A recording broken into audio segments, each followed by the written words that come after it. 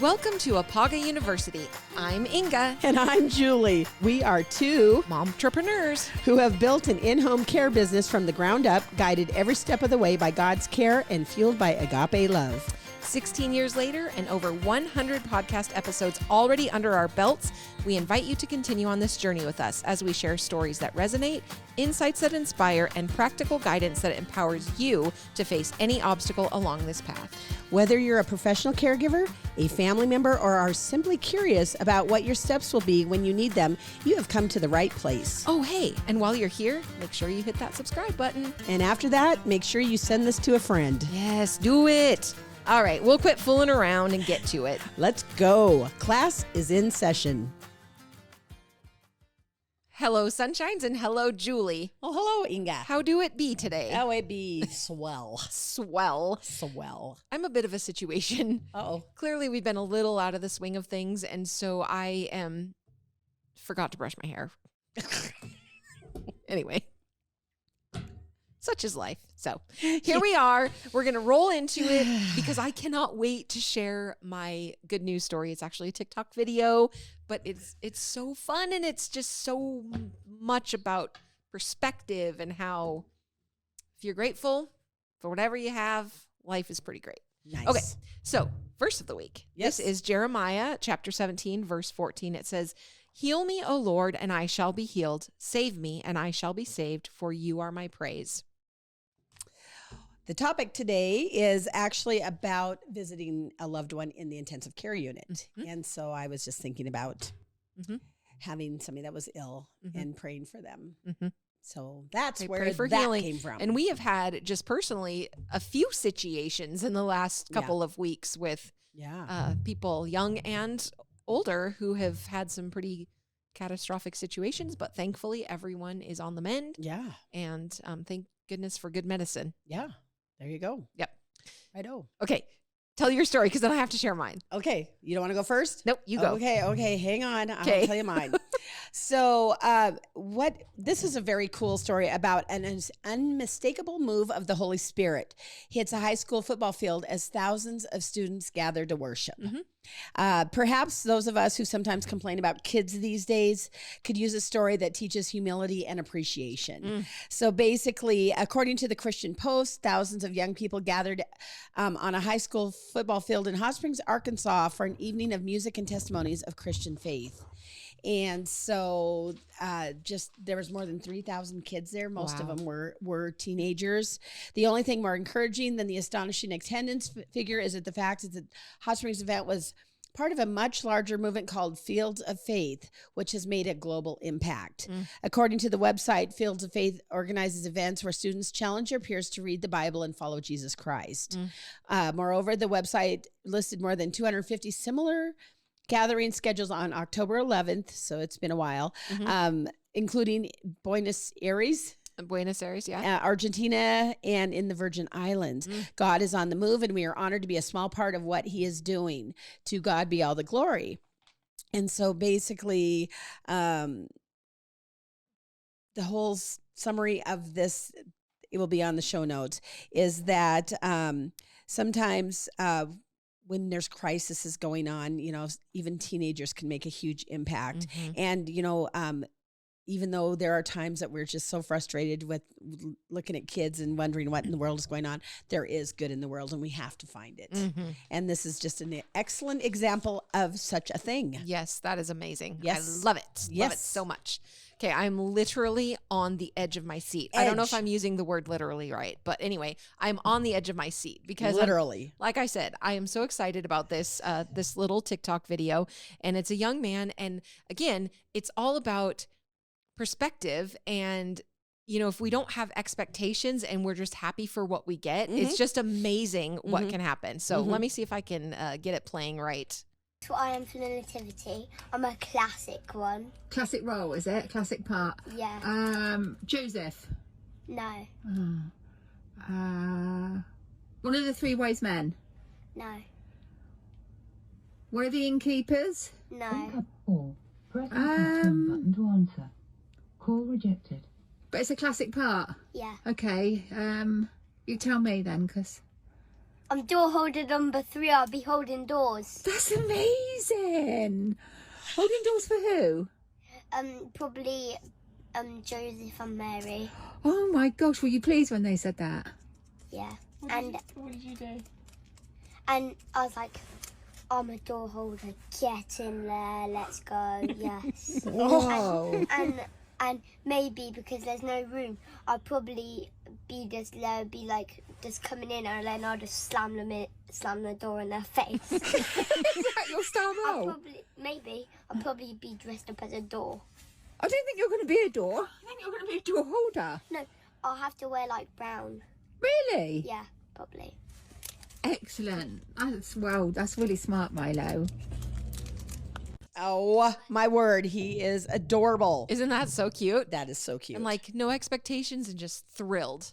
that he has Thrilled a for the part classic part. for anything. I love that. That's what I'm going to start saying with anything that I have a classic part. Yeah.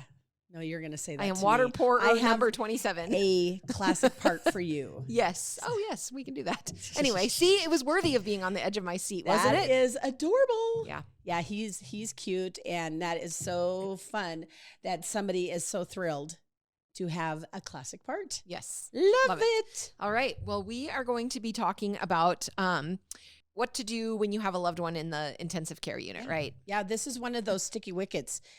You don't ever really think about it until you're thrust into a situation. Right. So on top of the hospital rules and all of the things, Mm-hmm. you've got the emotions, you've got all of that going on, and it is truly a tough time. Yeah. Well, and it's interesting just logistically, based on a current or a recent situation, how hospitals, like, they have visiting hours now, and they have a limited number of people that can be in the room, and all of these things. And I'm like, there's a lot that goes along with it. Yeah. Yep. So let us begin. Yes. Should we talk about the types of intensive care units? Yes, that is really, actually, it's shocking to me. I never thought about it as types of intensive care, but neonatal, and that's for the very young or premature babies. Yep. And they normally refer to that as NICU. Right. Yep. The pediatric is for children who require intensive care. PICU. PICU. Neurological ICU is for neurologically unstable patients. Cardiac care unit is care for clients or patients with serious or unstable heart problems. Surgical are those recovering from surgery. So they are very, very specialized and very specific. So basically, reasons why someone might need to be admitted to the ICU, this would be medically unstable. These are patients who are they are medically unstable. They require close monitoring, frequent adjustments of therapies, medical things that are, those would be admitted to ICU. And a lot of it is just basically being in that situation where they're getting more frequent care. And then there's also availability of a faster response if something goes south. They need support for breathing. Some patients have to be admitted to the ICU because they cannot breathe on their own and require respiratory support through a machine such as a ventilator. Many hospital wards cannot support the care of a patient who's on a ventilator. So intubation is the placing of a breathing apparatus for respiratory support. Removal of the respiratory support, which is extubation, takes place when the patient is able to breathe independently. Lower levels of consciousness, so things like unconscious, unresponsive, comas, they might require the care of the ICU, and that's particularly in situations where they are expected to improve. So people who are unconscious may have endured severe brain injury or other extensive medical problems requiring close care to optimize the chances of that recovery. Right. Or they need monitoring during a specific type of therapy, which is like the heart pump. Yeah. Lots of reasons to go intensive care. Yes. And the types of extra things that you get in this intensive care setting, it allows, the ICU allows healthcare providers, doctors, nurses, assistants, therapists, specialists to provide the level of care that they might not be able to provide in a different type of a setting. So close and frequent monitoring of vital signs. While a patient is in the ICU, they are going to be monitored more frequently than at a regular hospital unit. Vital signs such as heart rate, blood pressure, respiratory rate, and then things like the parameters, oxygen and carbon dioxide levels, they might be monitored continuously with electronic devices. And Additional continuous monitoring can be things like nurses manually checking vital signs more frequently if the intensive care unit would rather that. Yeah. They have a central location display for vital sign values.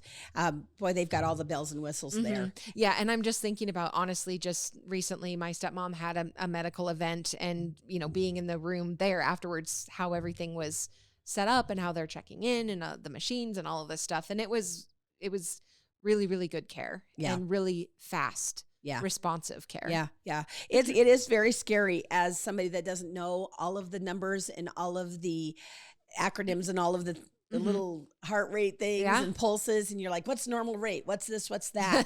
And a lot of us, we get dumped into that and we learn things really fast that we never wanted to really know. But they do have all of that there, and all of the beeping and all of the things is very scary. So funny story, funny, not funny. When my stepmom was there with a friend, so she was on a monitor, and if she bent her arm incorrectly, it would turn on the alarm. So and my dad, you have to understand, is a registered nurse. So he gets that when these monitors go off, it's not, we don't get to make adjustments to them. We wait for the medical professionals. Well, we come to find out that when it was going off and she knew it was because her arm was bent, she would just have her friend push the button on it to make it stop beeping. Oh. Like, oopsie poopsie. Oh, and he's probably like, don't touch that. Yeah, because we got there and it happened, and she's like, oh, just go put that. And he's like, we can't touch that machine. Like, no. Isn't it funny? Anyway. Everybody's different attitudes on stuff like that. They're like, we know what's making it beep. But as a nurse, he was probably like, don't touch my stuff. Yeah, They don't like it when you touch their stuff. Yeah. Anyway, I just thought yeah.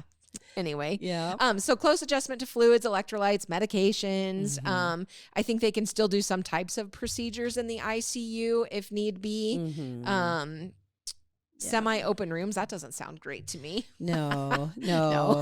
Yikes. Yeah. Well, just like every room in the hospital, everyone's got a different situation, but a lot of them where somebody's really, really sick, they will have just be the one person. Yep. And I'm sure it's just for accessibility. You know what I'm saying? No obstacles in the way. We got to keep this open so we can get there quicker. Yeah. And then of course, fewer patients per nurse. And then those ICU nurses have special training, right? And more experience. Yep. And then specialized ICU doctors, and they are phenomenal. And they know exactly what part of the body process they're focused on. It does become a problem when you have somebody that's got multiple things going on. So you have to have multiple doctors because not one doctor is just able to take care of every system that is maybe going swampus at the same time. So lots of traffic in and out, but very kind, excellent bedside manner, trying to bring it down to layman terms so that your people can understand what's going on. Yeah. As I discussed earlier, more restrictions for visitors. Yeah. So that's not great. But then again, it is because some of the reasons for that, they want to prevent the spread of infection. Yeah. They want to maintain quiet for other patients. And then basically allowing your patient to rest and recover. But just know that they will wake you up while sleeping to make sure that you're sleeping. Yes. That is one complaint I hear consistently. Yes. Oh, Yeah. Another thing, though, that the general public doesn't know is usually when you hear somebody's in the hospital, you're like, oh, I need to send flowers or I need to send balloons. You can't do that stuff in the intensive care. Right. They will not be able to accept that kind of a gift. So just be aware of that. Yep. And so anyway, that is some things just to expect. Lots of sounds and people coming in and out. They do restrict. When we were going through a family situation this year with our situation, basically you're only supposed to have 2 people in there at the time. However, because our situation had turned to a very sad situation, they were so gracious to us. They were so kind. And at one point we probably had 15 people in there. I know. And it was a blessing for everybody that was there. And it was rough, but man, they tolerated us and they let us do our thing. And they were so kind. Yes. So that was good. And I would say that, that I think that they have the ability to kind of read the room and read the situation. Right. And yes, these things are put in place and they're trying to maintain, you know, some pretty strict standards on what goes on. But I think that always the human factor does come into it. You hope so. In those situations where, you know, it's dire, they're going to allow. Yeah. I mean, you would hope that they would allow. Right. Yeah. So some of the things to expect continued, like we've been talking, communication, it's the best tool that you have when your loved one is in the ICU. You're going to be overwhelmed with information from many different people, like we were talking. So some of the tips that there is write everything down. During this stressful time, it's difficult for you to process all the information you're given. If you write everything down, you can read it later and absorb it while you're reading. That's a big deal. You think you're going to remember, you're not. Oh, I know. Yes. Yeah. And then have someone with you. Yeah. If you have that second set of ears to help listen to what you're being told, you can discuss it afterwards. Make sure that, you know, everyone heard the same things, that the interpretation is the same. Right. Yeah. Right. And once again, stop that doctor or nurse if they're telling you words that are this long, Right. and say, I simply don't understand. Sure. And to add on to that, just my personal note, when you do have that second person with you, make sure that it's a person that's appropriate for the role. Like if you have somebody that is not going to be good in these crisis situations, True. maybe they're not the best one to have as your second set They of don't ears, need to right? add So to- bring yeah. someone that's pretty level, logical, and is going to bring value to the situation. Right. Good point. Nurses are excellent resources and it can assist you in many ways. If it is all possible, make sure that the nurse is present when having discussions with the doctor, that then after the doctor leaves, the nurse can then explain the medical terminology or translate what was discussed. And they'll just reiterate everything to you and also remind you. Yes.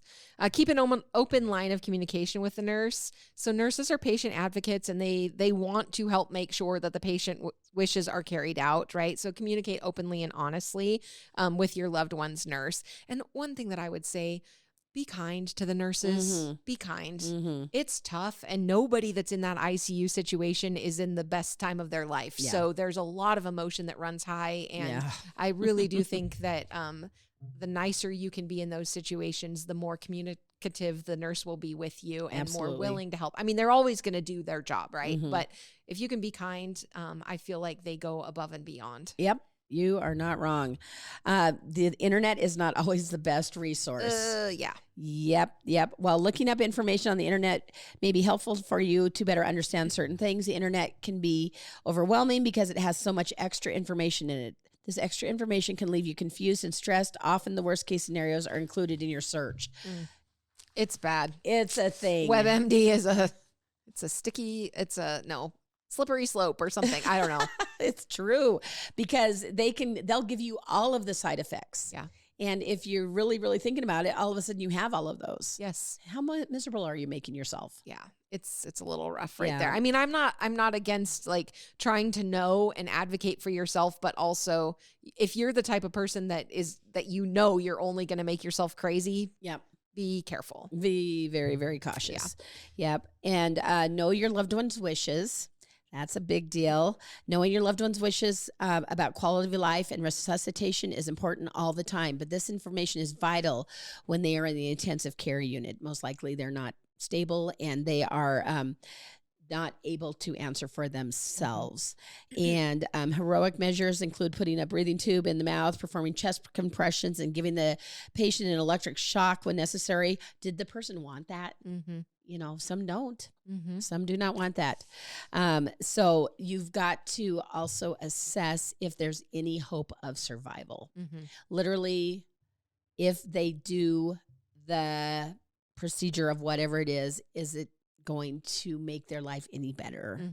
And that is a very unique decision you have to make with everybody because everybody's got a different opinion.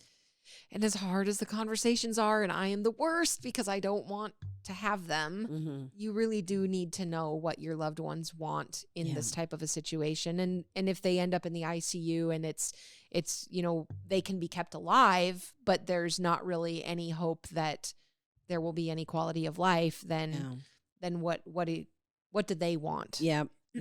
The other thing that they're talking about is like a tracheostomy, feeding tube. Is it permanent? You know, the when they put a pacemaker in, those kinds of things. How much life does this person have?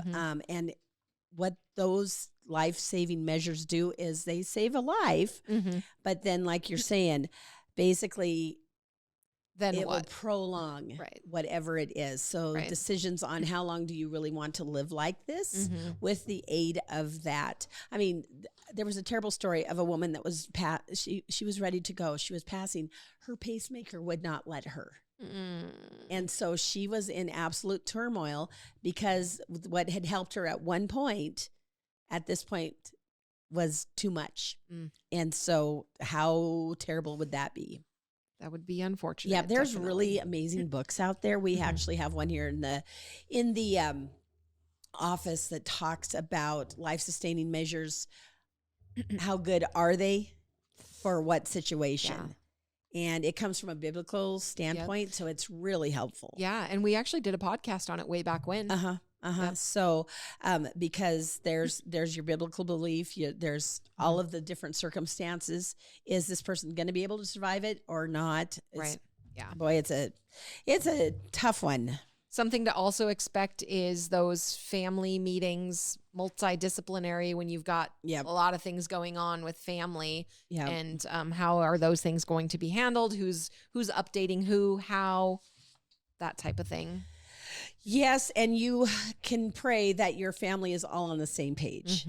Through the last couple things that my family's had been hit with, thankfully, we've had a beautiful coming together and being able to make really hard decisions where everybody was on the same page. Yeah, and there was no hard feelings. There was nothing because we all knew it was for what the person would want. Yeah. And so that we were blessed beyond measure, but we've seen the other side of that where there's one person that wants everything done and they're the only one that feels that way and feels very ostracized and, all of that. It's just very hard. You guys have been amazing. You're like a very good textbook example of how it should work. Well, you hope. But- Yeah. Yeah. But not everybody's that lucky. Right. But every time I see my mom, I thank her for that. Oh yeah. Good job, Cheryl. Yes.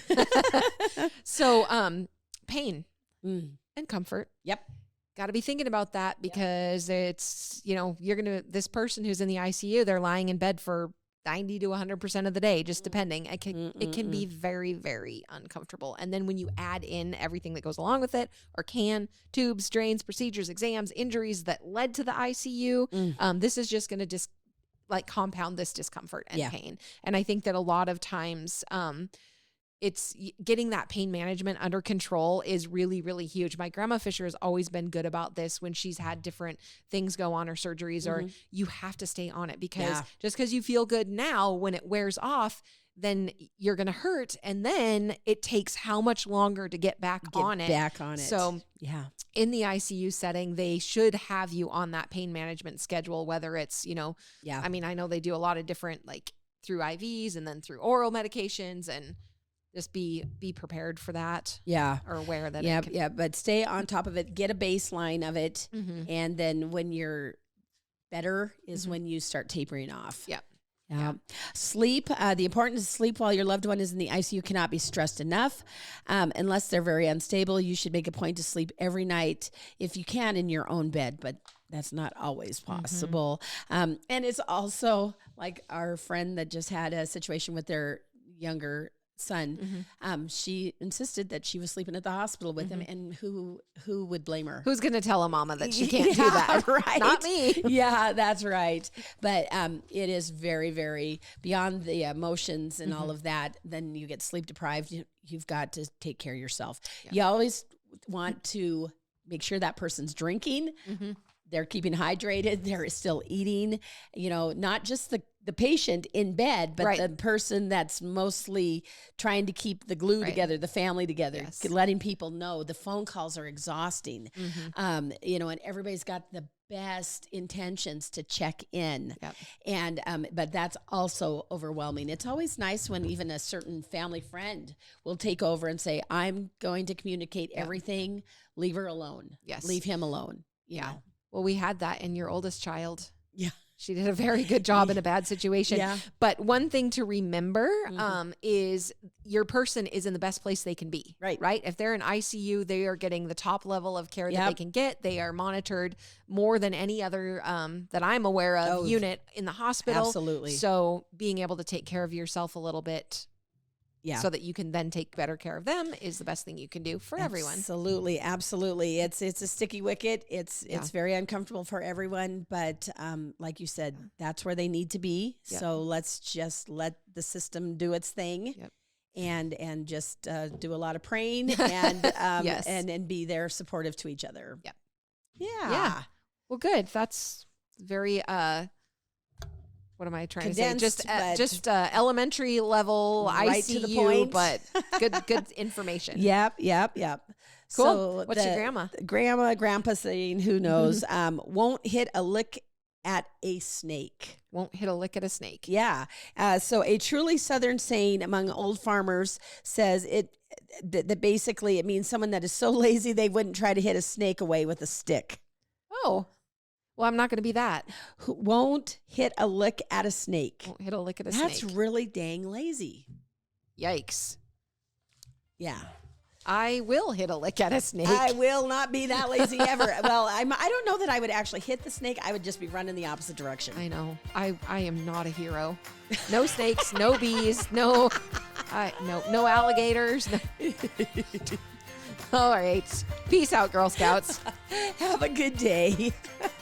The Caregiver name is a registered trademark of the Veritrust Health Incorporated Company. IPAGA is not connected to, affiliated with, or endorsed by Veritrust or any of its affiliates.